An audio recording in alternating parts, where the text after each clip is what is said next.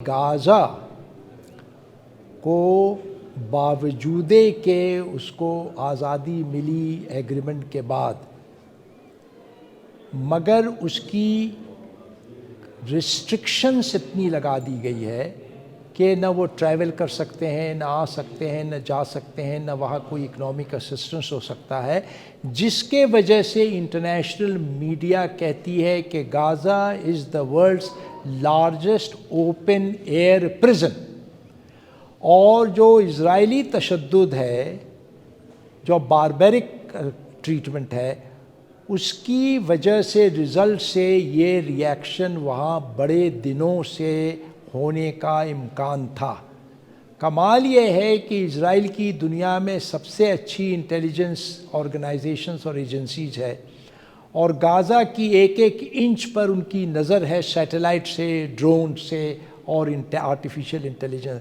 उसके बावजूद उनको नहीं पता चला। उससे पता चलता है कि इतनी एंगर, एंग्विश और फ्रस्ट्रेशन गाज़ा के अंदर थी कि उन्होंने इस ऑपरेशन को किया डेस्परेशन में।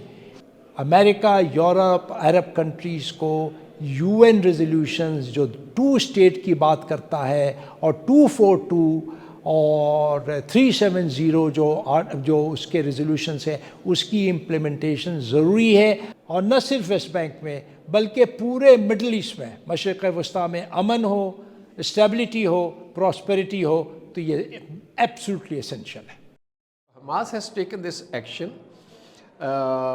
which reflects popular sentiment और desperation कि दुनिया जो है, दुनिया ने हिपोक्रेसी जो है वो अडॉप्ट की हुई है, खुसूसन वेस्टर्न पावर्स ने, और जो कि इस मसले को हल करने में बड़ी मदद कर सकते हैं और कर सकते थे, लेकिन उसमें मदद नहीं की। तो उसके ख़िलाफ़ ही एक रिएक्शन है, और इसमें दोनों तरफ से हलाकतें हुई हैं। इंसानी जान का ज़िया जो है वो किसी तरीके से भी कंडोन नहीं हो सकता।